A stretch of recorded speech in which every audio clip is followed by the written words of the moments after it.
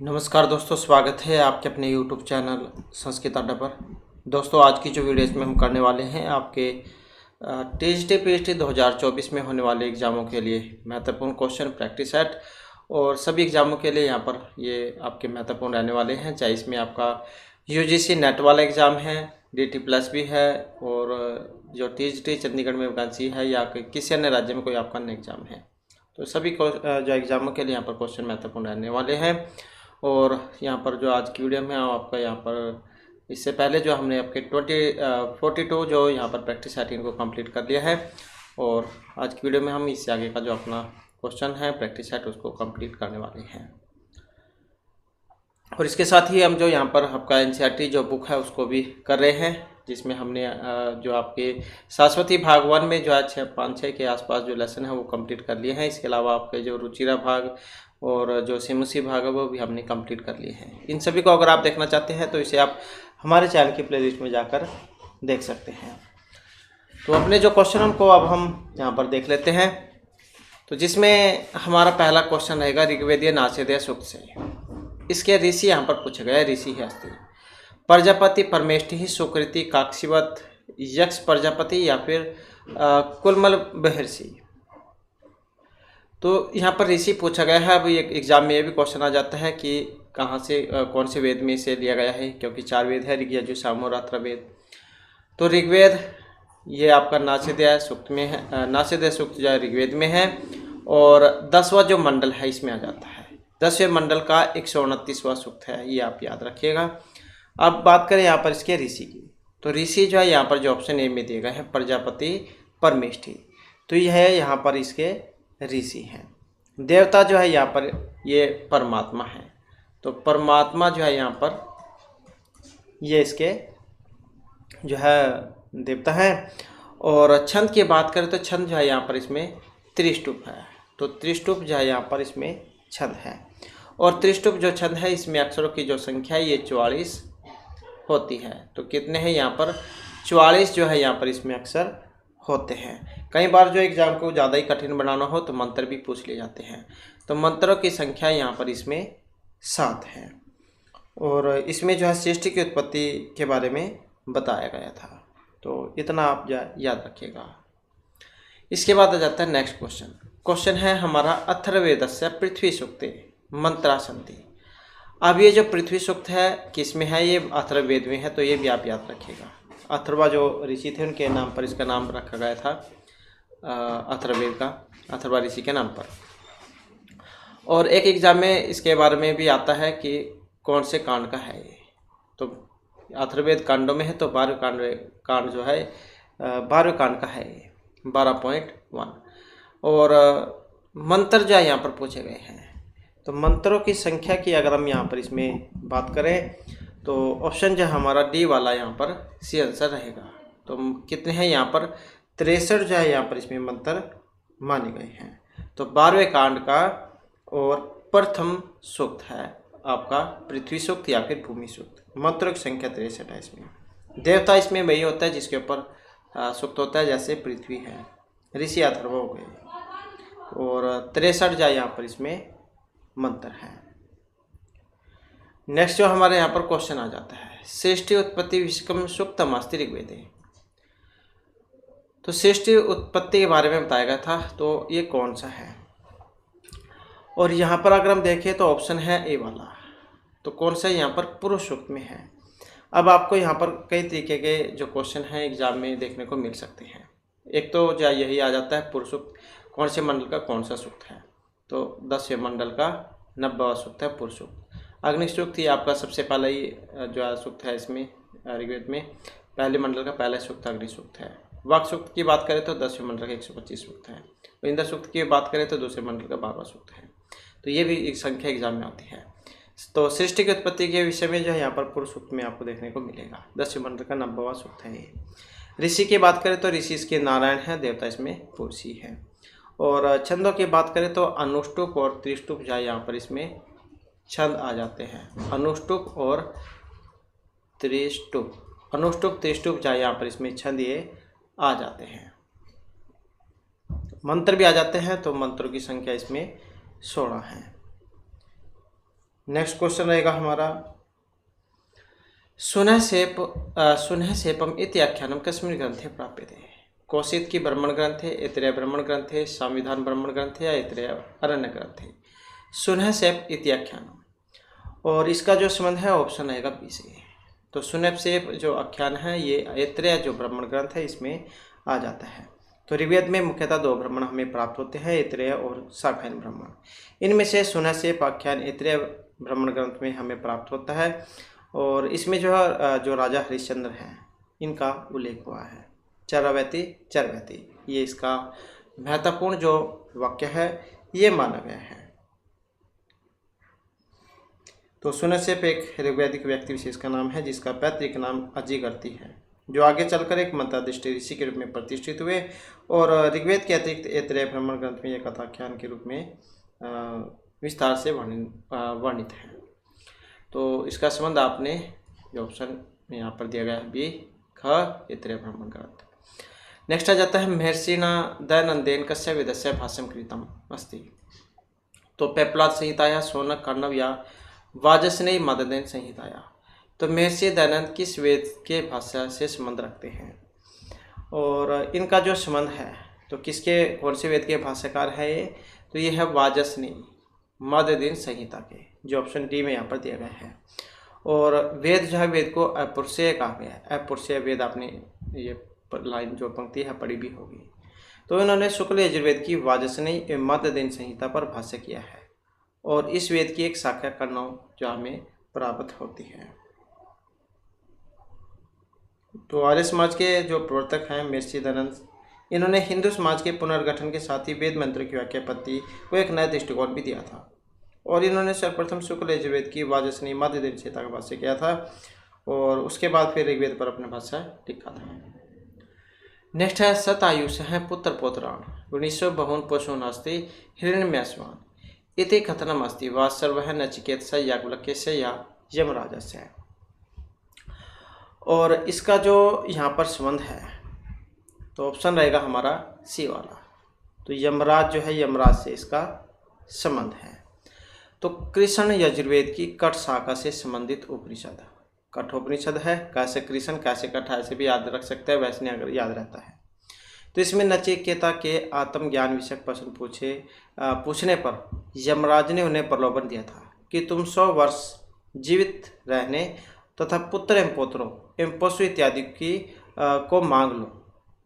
तो ये जो कथन यहाँ पर यमराज का था। सत आयुष पुत्र पौत्रांगीसु बहुन पशुन हस्ति हिरण्य अस्वान, कि तुम 100 वर्ष जीवित रहने वाले और पुत्र पौत्रों पशु इत्यादि को मांग लो।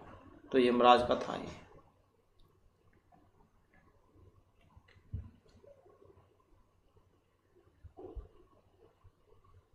तो जब इसमें क्या था कि जब नचिकेता ने यमराज के तीसरे वर को भी नहीं माना था, तब यमराज ने नचिकेता से कहा था कि 100 वर्ष तक जीवित धारण करने वाले पुत्र पौत्रों को मांग लो और बहुत से गौ इत्यादि पशुओं को, हाथी स्वर्ण और घोड़ों को मांग लो। पृथ्वी के बड़े भाग को मांग लो, स्वयं भी जितने वर्ष तक जीवित रहने की इच्छा हो जीवित बने रहो, लेकिन आत्मज्ञान विषयक वर मत मांगो।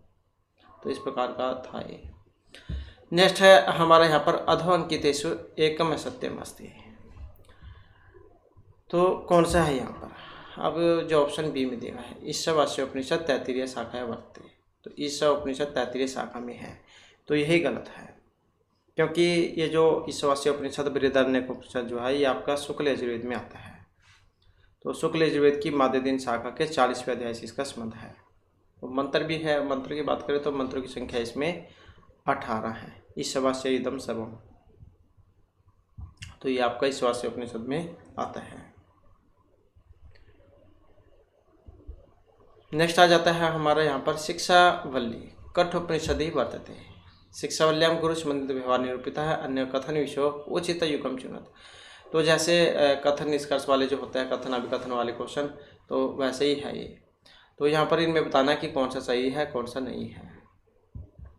अब यहाँ पर अगर हम देखें तो ऑप्शन जो है ए वाला इसमें माना गया है। तो पहले वाला जो है यहाँ पर इसमें गलत है और दूसरे वालों को सही यहाँ पर माना गया है। शिक्षावल्ली का जो संबंध है कृष्ण यजुर्वेदीय तैत्तिरीय उपनिषद से है, किससे? शिक्षावल्ली का संबंध जो है ये कठोपनिषद जो दिया गया है इससे नहीं है। तो शिक्षावल्ली का संबंध कृष्ण यजुर्वेदीय तैत्तिरीय उपनिषद से है। इसमें 3 वल्लियाँ हैं, शिक्षावल्ली, ब्रह्मानंदवल्ली, भृगुवल्ली। तो शिक्षावल्ली में गुरु संबंधित विवाद का निरूपण किया गया है और इसमें 12 जो है अनुवाद है। नेक्स्ट क्वेश्चन रहेगा हमारा उत्तिष्ठ जागृत प्राप्य व्रात निबोधित इति उद्धरणम को उत्तर वर्तते केन उपनिषद कठ तैत्तिरीय या बृहदारण्यक उपनिषद। वेरी इंपॉर्टेंट यहाँ पर क्वेश्चन है ये। तो उत्तिष्ठ जागृत प्राप्य व्रात निबोधित इति उद्धरणम को उत्तर वर्तते और इसका जो संबंध है ऑप्शन आएगा बी से। तो किससे है? कठ उपनिषद से है। उठो जागो और कर्म के लिए तत्पर हो जाओ। तो कठ उपनिषद में आएगा ये, जहाँ यहाँ पर जागने का तात्पर्य अज्ञान से बाहर आने के लिए संकेत किया गया है। तो ये तो था कठोपनिषद का उत्तिष्ठ जागृत प्राप्य व्रात निबोधित। तैत्तिरीय उपनिषद का भी है, इसका जो है अतिथि देवो भव है तैत्तिरीय उपनिषद का। और केन उपनिषद का है न तत्तर चक्षुगस्ति। केन उपनिषद का न तत्तर चक्षुगस्ति। और ये बृहदारण्यक उपनिषद इसका है ओम पूर्णम मद है पूर्णम इदम। तो इस प्रकार से जहाँ यहाँ पर इनके ये वाक्य हैं। तो ये जो यहाँ पर था उत्तिष्ठ जागृत प्राप्य व्रात निबोधित कि हे मनुष्य उठो जागो श्रेष्ठ विद्वानों को प्राप्त कर उस परम ब्रह्म परमेश्वर को जान लो। नेक्स्ट आ जाता है हमारा यहाँ पर संबंध बताना है किसका किसके साथ है। तो यहाँ पर जिसका पहले पता हो उसी का आप जो मिलान करके इसमें देख लें ताकि सही से हो भी जाए। तो जैसे यहाँ पर आया है माँ गृध है कससी ध्वनम। तो ये जो मंत्र जो है आपका ये ईशावास्य उपनिषद में आता है।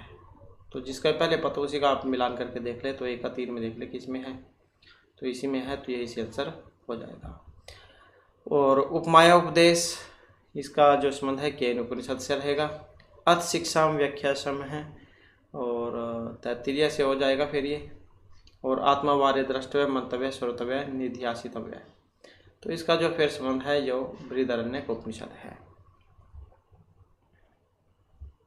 तो इस प्रकार से हो जाएंगे। नेक्स्ट क्वेश्चन आ जाता है हमारा षड वेदांगों से किम न गण्य थे। 6 जो वेद के अंग हैं शिक्षा कल्प व्याकरण ऋक् ज्योतिष छंद। तो इनमें अब नहीं है तो पता ही आपको लग चुका होगा। तो जो ऑप्शन यहाँ पर जो है सी का होगा। तो मीमांसा जो है यहाँ पर 6 वेद के जो अंग है इसमें नहीं आता है। नेक्स्ट आ जाता है यास्क मते पद नाम प्रकार कति भवन्ति। 4 है 5 2 या फिर 60। आचार्य जो यास्क के मत के अनुसार पदों के प्रकार हैं। पदों के प्रकार की बात करें तो यहाँ पर ऑप्शन रहेगा हमारा ए वाला। तो 4 जो यहाँ पर ये माने गए हैं। अब आचार्य यास्क ने अपने जो निरुक्त है इसमें 4 प्रकार बताए थे पदों के। कौन कौन से थे? सत्व प्रधानानि नामानि, आख्यात भाव प्रधानम आख्यातम, उपसर्ग न निर्बद्ध उपसर्ग, अर्थ अर्थात निरअहुति साक्टायन है और निपात। तो इस प्रकार से यह 4 बताए गए थे, नाम, आख्यात, उपसर्ग, निपात। तो ये 4 थे। नेक्स्ट है षड भाव विकार से कत्म नास्ति। 6 जो भाव विकार है इनमें नहीं है जायते वर्धते नश्यति या समृद्धि। 6 जो भाव विकार है कौन कौन से होते हैं? जायते अस्थि विपरिणमते वर्धते अक्षयते विनश्यति। अब यहाँ पर आप देख सकते हैं कौन सा नहीं है, ऑप्शन डी में जो दिया गया है। तो यही जो इसमें नहीं है समृद्धि। तो जायते अस्थि विपरिणमते वर्धते अक्षयते विनश्यति। तो 6 ये भाव विकार होते हैं। नेक्स्ट है याज्ञवल्क्य शिक्षण केन विधेन संबद्ध अस्ति। याज्ञवल्क्य शिक्षा का संबंध बताना है। तो ऋग यजु साम अथर्व किस वेद से इनका संबंध है? और इनका जो संबंध है ऑप्शन आएगा बी, अर्थात जो यजुर्वेद है इससे इनका संबंध है। तो ऋग्वेदीय शिक्षा ये है पाणिनि शिक्षा, यजुर्वेदीय शिक्षा ये याज्ञवल्क्य शिक्षा, वशिष्ठ शिक्षा एवं भारद्वाज शिक्षा है। सामवेदीय शिक्षा नारद और शाक्टायन आ जाती है और अथर्ववेद इसमें आ जाती है आपकी मांडुक्य शिक्षा। तो इस प्रकार से यहाँ पर ये शिक्षाएं हैं।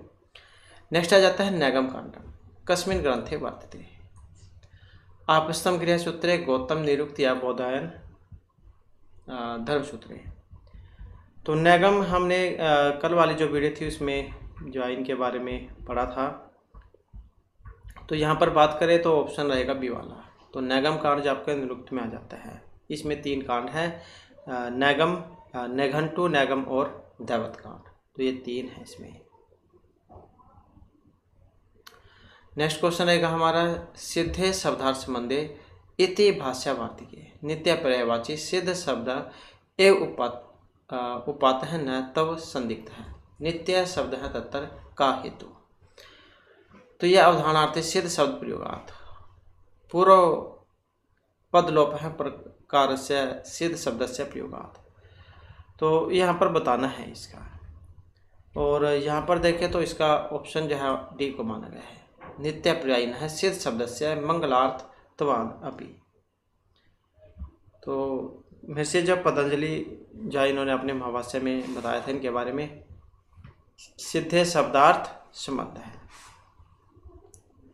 कि शब्द और उनके अर्थ के परस्पर संबंध के सिद्ध रहने पर नित्य रूप अर्थ पर्याय से सिद्ध शब्द वाचक है। तो बस आपने इतना ही जो यहाँ पर इसमें यह याद रख लेना है। तो इसके बाद आ जाता है नेक्स्ट क्वेश्चन हमारा। क्वेश्चन है वृत्ति समाय अर्थ है वर्ण नामोपदेश है तत्र समाय शब्द से का अर्थ है। तो यहाँ पर समाय का अर्थ क्या है? तो नित्य संबंध है समूह वर्ण नाम अनुपूर्वेण सन्निवेश है या वृत्ति नियामक संबंध है। तो इसका जो यहाँ पर संबंध है ऑप्शन सी से रहेगा, वर्ण नाम अनुपूर्वेण सन्निवेश है। तो वृत्ति के लिए समवाय अथवा जिसका फल वृत्ति है वह समवाय, अथवा जिसका प्रयोजन वृत्ति है वह समवाय वृत्ति समवाय है। इसमें समवाय का जो अर्थ है वर्णों को किसी विशेष क्रम में रखना और वृत्ति शब्द का अर्थ शास्त्र की प्रवृत्ति से माना गया है। तो ऑप्शन जाएगा यहाँ पर इसका हो जाएगा। नेक्स्ट है अधो लिखित प्रयोगेशु इन्हें सीधो लुंग लिट्टम धो अंगात, ये सूत्र है। तो वादिगण में आएगा आपका, उसका जो उदाहरण है यहाँ पर कौन सा है? तो इसका जो उदाहरण है ऑप्शन बी में जो दिया गया, खा में जो आया है धान चक्रीट हुए। तो एध धातु है यहाँ पर, ये लिट लकार में आपका बना है। लिट लकार मध्यम पुरुष बहुवचन का रूप है, ये आत्मनेपदी धातु है, वेरी इंपॉर्टेंट है। एक रूप आपका एग्जाम में जरूर आता ही आता है। तो इसमें ईसनंत अंग से परे सीधम लुंग और लिट के धा को, ये जो धा है ये धा जो है इस धा को ड कर देगा। तो जैसे चक्री धवे बनेगा वैसे तो, लेकिन धा को डा करके ये वाला बन जाएगा।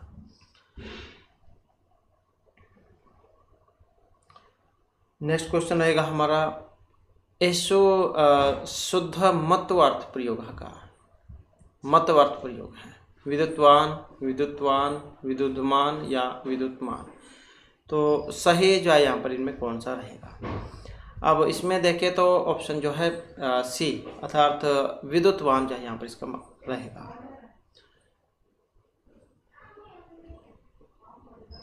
नेक्स्ट है वास्तव है यत्र वस धातु तवेत प्रत्यय भवति। वस धातु में जब हम तवेत प्रत्यय जोड़ेंगे तो वास्तव्य बनेगा। अब ये किस अर्थ में है? कर्तरी, कर्म, भाव या स्वार्थ अर्थ में। अब यहाँ पर आपके 2-3 क्वेश्चन बन गए हैं। एक तो ये ऐसे भी आ सकता है वास्तव में कौन सा प्रत्यय लगा है, तव्यत प्रत्यय, और धातु कौन सी है, वस धातु, या वस धातु और तव्यत प्रत्यय लगने पर रूप कौन सा बनेगा, वास्तव्य। अब एक क्वेश्चन यहाँ पर यही है, तो किस अर्थ में है ये? और अर्थ के अगर हम यहाँ पर इसमें बात करें तो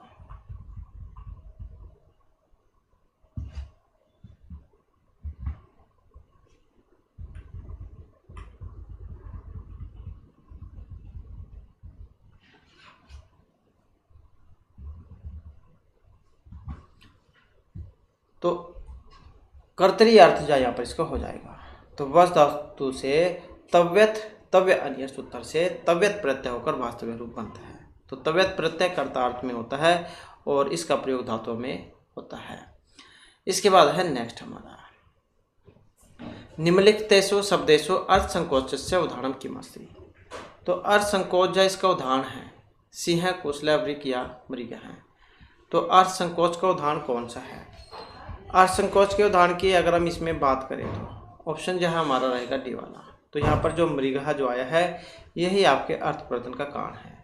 अर्थ परिवर्तन के कारणों की बात करें तो इसके 3 कारण बताए गए हैं, जिसमें अर्थ विस्तार, अर्थ आदेश, अर्थ संकोच। तो जैसे यहाँ पर अर्थ संकोच आया था तो इसका उदाहरण है मृग। अर्थ विस्तार का जो उदाहरण है ये कौशल है, यहाँ पर दिया गया है। अर्थ आदेश का जो उदाहरण है तो असुर हैं, देवानाम प्रिय है, यह आ जाएगा। तो इस प्रकार से अर्थ परिवर्तन के 3 कारण थे। नेक्स्ट आ जाता है निम्नलिखितेषु ध्वनि महाप्राण नास्ति। ध्वनि महाप्राण नहीं है। अब ये कौन सी है? जो ऑप्शन डी में यहाँ पर दी गई है, तो यही जो नहीं है। तो वर्गों का एक होता है अलप प्राण, जिनका बोलने में कम समय लगे। एक होता है महाप्राण, जिनका बोलने में अलप से ज़्यादा समय लगे। तो कम समय लगेगा आपका पहला, तीसरा, 5वां वर्ण जब आप बोलते हैं। ज़्यादा समय कब लगेगा? दूसरा, चौथा जब आप बोलते हैं। तो यहाँ पर जो है इसमें ड जो आया है इसी को माना गया, क्योंकि दूसरे चौथा वर्ण जो उसके अंतर्गत आ जाएगा ये।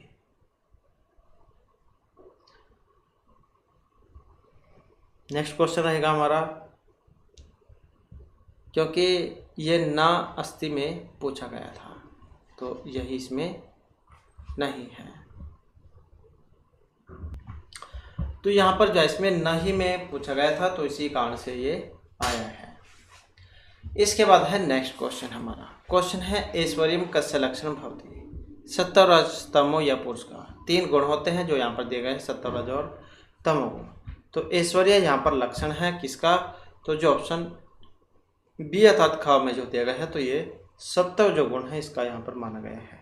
संख्या दर्शन जो इसमें प्रकृति की व्याख्या उसके 3 गुणों से की गई है, जो न केवल प्रकृति में बल्कि प्रकृति जन्य समस्त वस्तु में उपस्थित होती है। तो जैसे कि हमने अभी बात ही की 3 गुण है ये सत्व, रज और तमोगुण। सत्व उसे हल्का माना गया है और जो तमो है उसको भारी माना गया है। तो ऑप्शन बी जो है यहाँ पर इसका रहेगा। इसके बाद है नेक्स्ट क्वेश्चन हमारा। तो यहाँ पर क्वेश्चन आ जाता है वेदांत अनुसारम नीतिक्षाया किम लक्षणम अस्ति। और तो ये विहिता नाम कर्मणाम विधिना परित्याग है, मोक्ष इच्छा अस्ति, शीत उष्ण द्वंद्व सहिष्णुता या जन्म मरण बंधात मुक्ति ही। और यहाँ पर इनमें देखें तो हमारा जो सी आंसर है ऑप्शन आएगा सी वाला। तो किसको माना गया है? शीत उष्ण द्वंद्व सहिष्णुता को। और वेदांत सार जो उसमें आपको देखने को मिलेगा इनके बारे में, जो सदानंद योगींद्र जो उनके द्वारा रचित है। तो इस वेदांत सार में साधन चतुष्टय बताए गए थे। इसमें सम दम उपरति तीक्षा समाधान श्रद्धा, ये 6 सम आदि षटक हैं। तो इसमें से तितिक्षा का ये लक्षण है जो यहाँ पर इसमें दिया गया है। शीत उष्ण द्वंद्व सहिष्णुता, अर्थात जिसने शीत और उष्ण को सहन कर लिया हो। तो इस प्रकार से जो है यहाँ पर इसका सही आंसर रहेगा।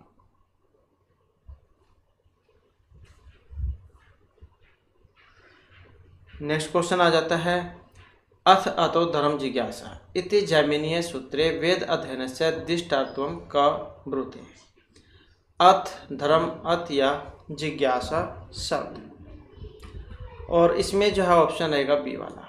तो अथ शब्द, तो ये जो जैमिनी जो इन्होंने धर्म का ज्ञान कराने के लिए 12 अध्यायों वाले मीमांसा दर्शन को भलीभांति सोचकर धर्म विषयक जिज्ञासा को अथ अतः धर्म जिज्ञासा इस सूत्र के द्वारा प्रतिपादित किया था। और इसमें वेद अध्ययन के दृष्ट प्रयोजन के रूप में अर्थ ज्ञान को निश्चित किया गया है। तो ऑप्शन बी जो है यहाँ पर इसका माना गया है। नेक्स्ट है आदित्य युग है इत्यत्र किम विधा अर्थवाद है, भूत निषेध अनु या गुणवाद है। और यहाँ पर जो इसमें माना गया है तो सही आंसर जो हमारा यहाँ पर आएगा ऑप्शन डी वाला। तो कौन सा है? गुणवाद। प्रशंसा अथवा निंदा परक वाक्य को अर्थवाद कहा गया है। उसके दो भेद होते हैं, विधि शेष और निषेध शेष। दोबारा से फिर इनके तीन भेद हो जाते हैं, जिसमें गुणवाद, अनुवाद, भूत अर्थवाद। तो आदित्य यूपा जो है गुणवाद का उदाहरण है। नेक्स्ट आ जाती है, यद इह अस्ति तदिन्यत्र यद नहीं अस्ति न तत् क्वचित् इति उक्ति कस्य विषय। योग, श्रीमद्भगवद गीता, मृच्छकटिक या महाभारत। और वेरी वेरी इंपॉर्टेंट है यहाँ पर क्वेश्चन ये।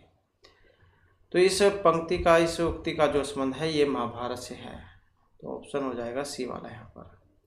और जैसे कि आपको पता ही है, महाभारत पर्व में है जिनकी संख्या 18 है। तो और ये जो श्रीमद्भगवद गीता ये आपके भीष्म पर्व से ली गई है, तो ये भी क्वेश्चन एग्जाम में आता है। तो यद इह अस्ति तदन्यत्र यद नहीं अस्ति न तत् क्वचित्, जो यहाँ है वो दूसरी जगह भी है, जो यहाँ नहीं है वो कहीं पर भी नहीं है। तो ये उक्ति आपको महाभारत में जो है देखने को मिलेगी। नेक्स्ट आ जाता है, श्रीमद्भगवद गीता महाभारतस्य कस्मिन् पर्वणि वर्तते। तो अब यही जो क्वेश्चन आ चुका है यहाँ पर, तो किस पर्व से है। और जैसे कि अभी क्वेश्चन में हमने बात ही की थी, तो भीष्म पर्व से जो है इसका संबंध है, तो भीष्म पर्व में आती है ये। और अब बात ही कर लेते हैं यहाँ पर पर्वों की। तो महाभारत में 18 पर्व हैं जिनके क्रम एग्जाम में आते हैं। तो सबसे पहला जो पर्व है इसका नाम आदि, फिर सभा, वन, विराट, उद्योग, भीष्म, द्रोण, कर्ण, शल्य, सौप्तिक, स्त्री, शांति, अनुशासन, अश्वमेधिक, आश्रमवासिक, मौसल, महाप्रस्थानिक, स्वर्ग आरोहण। तो इस प्रकार से 18 पर्व हैं। तो ये श्रीमद्भगवद गीता जो इसका संबंध भीष्म पर्व से है, तो ये आप याद रखिएगा। 700 श्लोक हैं इसमें।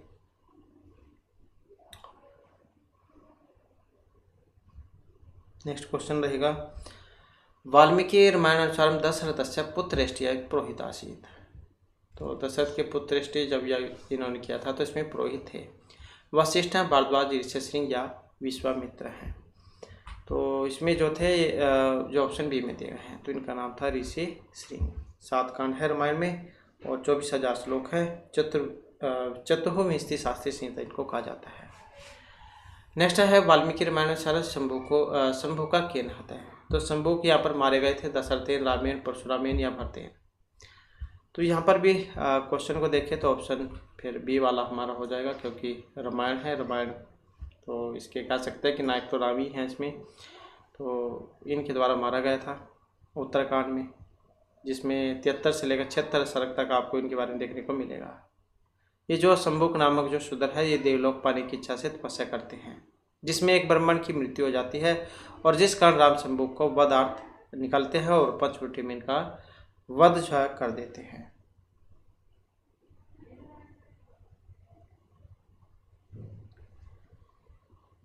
नेक्स्ट आ जाता है, महापुराणेषु न गण्यते। तो जैसे कि हमने महाभारत में पढ़ा 18 पर्व थे, इसी प्रकार महापुराण है, ये भी 18 ही है। पुराण 18, उपपुराण 18, तो सारे 18 ही हैं। तो इनमें नहीं आता है, अब कौन से वाला है, जो ऑप्शन ए में दिया गया है, कामर पुराण ये नहीं है। तो इसमें एक श्लोक दिया गया था जिसके माध्यम से इनके पुराणों के बारे में बताया गया था। माध्वम भाद्वम च एत्रयम व चतुष्टयम अनापलिंग कुष्कानि पुराणानि परचक्षते। तो इस प्रकार से जो है यहाँ पर इनके बारे में बताया गया था। नेक्स्ट आ जाता है, कौटिल्य अनुसार मानव काम विद्या पृथक न मन्यन्ते अन्वीक्षिकम वार्ता त्रयी नीति। तो इसमें जो ऑप्शन ए को माना गया था, अर्थ जो अन्वीक्षिकी है, तो इसको। नेक्स्ट क्वेश्चन रहेगा, कौटिल्य अनुसार त्रयी किम वर्ण मात्र मन्यन्ते मानसः मानवः उष्णस्य या ब्रह्मस्पत्या। तो इसमें जो है ऑप्शन रहेगा हमारा सी वाला, तो यह है बृहस्पति। नेक्स्ट क्वेश्चन है, मनु संहितानुसारम येषु किम ब्राह्मणस्य क्रम न भवति अध्यापनम, यजनम, प्रजारक्षणम या याजनम। तो नहीं था कौन सा, ऑप्शन बी वाला, क्योंकि राजा जो थे उनका काम होता था प्रजा की रक्षा करना, न कि ब्राह्मणों का। मनुस्मृति से लिया गया है, 12 अध्याय है इसमें, और प्रत्येक अध्याय में ब्राह्मण आदि 4 वर्णों के कर्मों के बारे में बताया गया है। तो इसमें था कि अध्ययन अध्यापनम अध्ययनम यजनम याजनम तथा दानम प्रतिग्रहम चैव भ्रमणम अकल्पयते। प्रजाओं की रक्षा करना, दान देना, यज्ञ करना, वेद पढ़ना आदि क्षत्रिय का कर्म है। तो प्रजा की रक्षा करना ब्राह्मण का काम इनमें नहीं था। नेक्स्ट है मनुसंहिता अनुसारम सचिवानाम संख्या भवेत्। तो इसमें सचिवों की संख्या और इनकी जो संख्या ये 7 से 8 मानी गई है। तो ये जो सचिव होते थे ये राजा के द्वारा बताए गए कार्यों का पालन करते थे और राजा का काम था कि वह प्रजा को खुश रखे, प्रसन्न रखे और उनकी सुख समृद्धि का उपाय करे। तो एक राजा का जो यही काम होता है। नेक्स्ट आ जाता है याज्ञवल्क्य स्मृति अनुसार स्थानीय का शब्द उपयुक्त है। दर्शने प्रत्यदाने विद्याते। तो इसमें जो है ऑप्शन रहेगा बी वाला। तो प्रतिभाव्यम यहाँ पर इसमें रहेगा। तो ये जो याज्ञवल्क्य जो स्मृति इसके रचिता है ऋषि याज्ञवल्क्य, नाम से आप देख सकते हैं। तो 3 भागों में बटी हुई थी जिसमें आचार, व्यवहार और प्रायश्चित आ जाते हैं। तो व्यवहार अध्याय में जो 25 प्रकरण हैं। तो ऑप्शन जाए यहाँ पर बी वाला इसका हो जाएगा। नेक्स्ट आ जाता है रघुवंशस्य चतुर्दश सर्गस्य नाम की। तो रघुवंश जो है महाकाव्य इसके चतुर्दश सर्ग का नाम क्या है? रघुवंश जो महाकाव्य महर्षि कालिदास जो उनके द्वारा रचित है और 19 सर्गों में है और 1569 इसमें श्लोक है। तो इसमें जो है यहाँ पर जो माना गया है ऑप्शन आएगा बी वाला हमारा। तो 14 जो सर्ग है इसमें सीता का प्रत्याग दिखाया गया था। इसके जो प्रथम और द्वितीय जो सर्ग इसमें दिलीप और सुदक्षिणी का वशिष्ठ के आश्रम में पहुंचने एवं ऋषि के आदेश अनुसार नंदिनी की सेवा व्रत का वर्णन है। छठे सर्ग में इंदुमती स्वयंवर का वर्णन है, वेरी वेरी इंपॉर्टेंट है छठा इंदुमती स्वयंवर। और जो 14 सर्ग है फिर इसमें सीता के प्रत्याग का वर्णन है।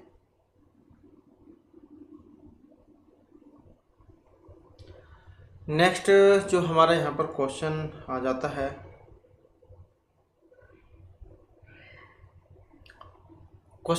है, अति दुर्धर है बांधव स्नेह सर्व परमार्थी हर्ष चरित ये मुक्ति भवती। प्रभाकर वर्धन, हर्षवर्धन, यशोमती या भंडिनी। और इसका जो संबंध है ऑप्शन रहेगा इसे। तो ये प्रभाकर वर्धन जो उनकी मानी गई है। तो हर्षचरित जो है ये इसके लेकर महर्षि बाणभट्ट है, आख्यायिका है, ये 8 में है। तो प्रभाकर वर्धन जो है इससे जो है यहाँ पर इसका जो संबंध है ये माना गया था। इसके बाद आ जाता है नेक्स्ट क्वेश्चन हमारा। क्वेश्चन है यहाँ पर मिलान करने का। इसका भी वैसे ही जिसका भी आपको पहले पता हो उसी का जो आप एक बार मिलान करके देख सकते हैं। तो इसमें जो ऑप्शन बी वाला यहाँ पर माना गया है, अर्थात ख जो है उसको माना गया है। तो जैसे यहाँ पर आया था अनंग अयम अनंगत्वम अध्याय निश्चयति ध्रुवम। तो इसका जो संबंध है तो ये 3 से रहेगा था। जो रत्नावली नाटिका है उसमें से लिया गया है। उदयति पूर्व कुसुम तथा फलम, क्योंकि सबसे पहले फूल होता है, खिलता है, उसके बाद इस पर फल लगता है। तो ये पेड़ आपने देखा होगा, पेड़ पौधे पर जब फल लगते हैं तो सबसे पहले जब फूल आते हैं उसके बाद ही जो फल बढ़ना शुरू होता है। तो इस पंक्ति का जो संबंध है ऑप्शन 4 अर्थात विज्ञान शाकुंतलम से लिया गया है। प्रभवती सूचि बिंब अग्राही मणि नमृत आदि है। तो इसका जो फिर संबंध है ऑप्शन 1 से रहेगा, उत्तरामचरित से। और नैहिक शुद्ध निघात, तो फिर जो एक बच गया आपका कादम्बरी, फिर ये उसमें से लिया गया है। नेक्स्ट क्वेश्चन रहेगा हमारा अखंडस्य कारणेषु फलवचः कस्य अलंकारस्य लक्षणम् विशेषोक्ति विभावना समासोक्ति या वक्रोक्ति का। इसका जो संबंध है ऑप्शन रहेगा इसी। तो विशेषोक्ति जो उसका है। और जो ये आचार्य मम्मट जैन के द्वारा जो रचित है काव्य प्रकाश, इसका जो 9वां उल्लास और 10वां जो उल्लास है इसमें अलंकारों का वर्णन है। तो विशेषोक्ति खंडवेषु कारणेषु फलवचः, ये विशेषोक्ति अलंकार जो है इसका लक्षण है। और क्रिया प्रतिषेध विफल व्यक्ति विभावना, तो ये विभावना अलंकार का है। तो इस प्रकार से ऑप्शन जो है इसका ए वाला हो जाएगा। नेक्स्ट है सिख ऋणी कवनु नाम कियत चिरम। तो इत्यादि श्लोक है ध्वन्यालोके उदाहरण रूपेण लिखित है। तो इसका जो संबंध है ये बताना है। और यहाँ पर जो हमारा सी आंसर ऑप्शन आएगा सी वाला, विवक्षितानीय प्रवच्य प्रसंग। अब ध्वन्यालोक से आप समझ गए होंगे, आचार्य आनंदवर्धन का है ध्वन्यालोक। तो जो ध्वन्यालोक है इसके अनुसार ध्वनि के द्वितीय ध्वनि विवक्षितानीय अप्रवच्य ध्वनि का कही गई है, उसका उदाहरण है ये। प्रथम जाय लक्षण मूला ध्वनि है। नेक्स्ट आ जाता है कालक्रम अनुसारेण, इनका तालिका बतानी है आपने। कालक्रम अनुसार तालिका में चिन्हित, तो समय के अनुसार इनको आपने बताना है। तो समय के अनुसार अगर क्रम को देखें तो ऑप्शन जो है एक को माना गया यहाँ पर। तो सबसे पहले यहाँ पर भरतमुनि आ जाते हैं, उसके बाद जो आचार्य वामन हैं ये आ जाते हैं, तीसरे नंबर पर विश्वनाथ कविराज आ जाते हैं, और फिर जो चौथा नंबर जो है लास्ट का, तो इसमें फिर ये आपका दीक्षित जो है आ जाते हैं। तो ये जो भरतमुनि जैन का समय माना गया था 200 ईस्वी पूर्व के आसपास, वामन इनका था 800 के आसपास, विश्वनाथ का माना गया है 1450, और फिर जो अप्य दीक्षित है इनका है 1650 ईस्वी समय। तो इस प्रकार जो है इनका समय माना गया था, भरतमुनि, वामन, विश्वनाथ कविराज, अप्य दीक्षित। नेक्स्ट आ जाता है प्रारभ्यत न खलु विघ्न भय नीचे, प्रारभ्यत विघ्न विदा विरमंती मध्या। तो मुद्र राक्षस में उक्ति थी ये, और यहाँ पर जो है व्यक्ति 3 प्रकार के बताए गए थे, उत्तम, मध्यम, अधम।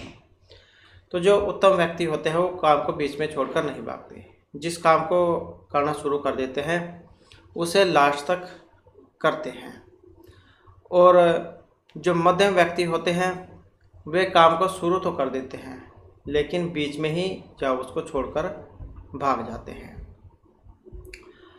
और जो ये सबसे नीच वाले जो होते हैं, 3rd क्लास वाले कह सकते हैं आप, तो पहली तो बात ये काम को शुरू ही नहीं करेंगे, और अगर काम को शुरू भी करेंगे वैसे तो ये तो काम को शुरू ही नहीं करते हैं।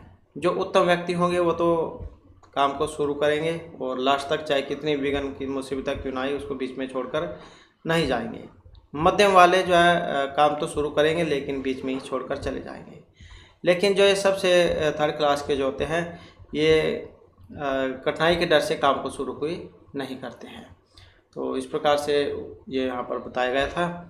और मुद्र राक्षस जो विशाखादत्त उनके द्वारा जो रचित है तो उसमें से लिया गया है। और उक्ति की यहाँ पर अगर हम बात करें तो जो विराट गुप्त जो है यहाँ पर इनकी ये इसमें मानी गई है। तो इस प्रकार से जो हमारा यहाँ पर जो सही आंसर जो है ऑप्शन जो ए है यहाँ पर इसका हो जाएगा। तो विराट गुप्त की है 7 जो है यहाँ पर इसमें अंक है। इसके बाद आ जाता है नेक्स्ट क्वेश्चन। क्वेश्चन है सिद्धे भांति नास्ति सत्यम तथापि स्वेच्छाचारिभित एव अस्मि भर्तुः इति उक्ति रत्नावल्याम केंद्रमता। तो यहाँ पर जो उक्ति कहाँ से है? रत्नावली से है। रत्नावली का नाटिका है, नाटिका जो होते हैं उसमें 4 अंक होते हैं। और इसका संबंध बताना था उदयन भ्रावेण वसंतकेन या योगेंद्रायण। तो इसका जो संबंध है योगेंद्रायण जो है इनसे माना गया था। और कौन है योगेंद्रायण? तो उदयन के जो प्रधानमंत्री थे तो इनका नाम है योगेंद्रायण। इसके बाद आ जाता है नेक्स्ट क्वेश्चन हमारा। क्वेश्चन है 10 रूपक अनुसार बीजवंत मुखार्थ वे प्रकीर्णा यथायथम एकार्थम अपन्यन्ते इति लक्षणम भवति। तो मुख निर्वहन गर्भ या प्रतिमुख संधि, तो किसका यहाँ पर ये लक्षण है? और संधि की अगर हम यहाँ पर बात करें तो संधियों की जो संख्या है ये 5 होती है। तो कितनी संधियाँ होती है? 5 जो है यहाँ पर संधियाँ होती है। और आचार्य जो धनंजय इन्होंने अपने 10 रूपक में जो है इनके बारे में बताया था। तो 5 संधियाँ कौन कौन सी होती है? मुख, प्रतिमुख, गर्भ, विमर्श और निर्वहन। तो जो निर्वहन संधि है उसका यहाँ पर ये लक्षण है। बीजवंत मुखार्थ प्रकीर्णा यथायथम एकार्थम अपन्यन्ते यत् निर्वहनम हि तत्। ये जितने भी संध्या वगैरह हैं, अर्थ प्रकृतियाँ, कार्य की अवस्थाएँ, पंच संधियाँ, तो ये सभी जो हमारे द्वारा विस्तारपूर्वक जो इनके ऊपर क्वेश्चन कराए गए थे। तो पुराने वाली वीडियो में जो आपको ये सभी मिल जाएंगे अगर आप इनको विस्तारपूर्वक पढ़ना चाहते हैं। तो जैसे यहाँ पर संध्या 5 होती है, इसी प्रकार से अर्थ प्रकृति और इसी प्रकार से कार्य की अवस्थाएं भी जो है यहाँ पर 5 ये होती है। इसके बाद आ जाता है नेक्स्ट क्वेश्चन। क्वेश्चन है प्रश्नसात उन्मुखीकरण 10 रूप के कस्य लक्षण भवति। तो ये जो यहाँ पर लक्षण है भारती के हैं और विधि के हैं, प्रोचना के या प्रहसन के। तो ये जो है यहाँ पर ऑप्शन सी रहेगा हमारा, प्रोचना के है। जो 10 रूपक जो है इसके तृतीय प्रकाश में नट के द्वारा किया गया वाचिक व्यापार भारतीय वृत्ति कहलाता है। और इसके जो है 4 अंग बताए गए थे। तो कितने बताए गए थे? 4 अंग इसके बताए गए थे, जिसमें प्ररोचना, विधि, प्रहसन, आमुख। तो ये बताए गए थे। एक तो था ये वाला प्ररोचना और विधि, उसके बाद आ जाएगा ये कि यहाँ पर दिए गए हैं। एक तो यही है भारती और एक जो ये विधि है, प्रहसन है, प्ररोचना है। तो 4 थे। तो प्रशंसात उन्मुखीकरण 10 रूपक में जो ये प्ररोचना का लक्षण था। तो ये आपने याद रखने हैं। इसके बाद है नेक्स्ट में है तर्क संग्रह दीपिकानुसारम प्रमाणेषु एकपाकः न त्वगुणात् अपि इति केशा मते। न्यायिक, वैशेषिक, संख्या या वेदांतिक। तो यहाँ पर जो है इसमें ऑप्शन आएगा हमारा बी वाला, तो वैशेषिकों का था ये। नेक्स्ट जो हमारा यहाँ पर क्वेश्चन है तर्क संग्रह अनुसारम आत्म मात्र विशेष गुणेषु कस्य परिगणनम नास्ति। बुद्ध, इच्छा, स्थिति, संस्थापक संस्कार या धर्म का। और इसमें जो है ऑप्शन रहेगा सी वाला। तो स्थिति, संस्थापक, संस्कार जो है यहाँ पर इनका ये माना गया है। ये जो वैशेषिक दर्शन जो है इसमें सप्त अर्थात 7 पदार्थ बताए गए थे। द्रव्य, गुणकरण, सामान्य, विशेष, माय, अभाव। और गुण जो है इसमें 24 थे। तो गुण कितने थे? गुण थे 24। कौन कौन से? रूप, रस, गंध, स्पर्श, संख्या, परिमाण, पृथकता, संयोग, विभाग, परतव, अपरतव, गुणतव, द्रवतव, स्नेह, शब्द, बुद्धि, सुख, दुख, इच्छा, द्वेष, प्रयत्न, धर्म, अधर्म, संस्कार। तो ये थे। तो नहीं में पूछा गया है यहाँ पर न अस्ति, तो ये वाला। इसके बाद फिर नेक्स्ट क्वेश्चन आ जाता है। क्वेश्चन है तर्क भाषा अनुसारम परमायः कारणम किम भवति। परमाता, तर्क, प्रमेय या इंद्रिय संयोग आदि। तो तर्क भाषा के अनुसार परमा कारणम क्या होता है? जो ऑप्शन डी में यहाँ पर दिए गए हैं। तो तर्क भाषा जो है उनके अनुसार इंद्रिय संयोग आदि ही परमा का कारण है। नेक्स्ट है व्याप्यस्य पक्षवृत्ति तवधि किम उच्यते। और ये कहा गया यहाँ पर परामर्श को। व्याप्ति क्या है या परामर्श ज्ञान क्या है? तो व्याप्यस्य पक्षवृत्ति तवधि ऐसा परामर्श ज्ञान है। और व्याप्ति क्या है? व्याप्ति होती है यत्र यत्र धूमस् तत्र तत्र अग्नि। जहाँ जहाँ धुआं होता है वहाँ पर आग जरूर होती है। और इसका जो उदाहरण है जैसे महानस रसोई से इसका लिया गया है। तो इस प्रकार से जो हमारे आज के क्वेश्चन और ये महत्वपूर्ण जो है यहाँ पर क्लास थी। और नेक्स्ट वीडियो इसमें आपके लिए नए जो महत्वपूर्ण क्वेश्चन हम लेकर आएंगे। और हमारे साथ अंत बनाने के लिए धन्यवाद।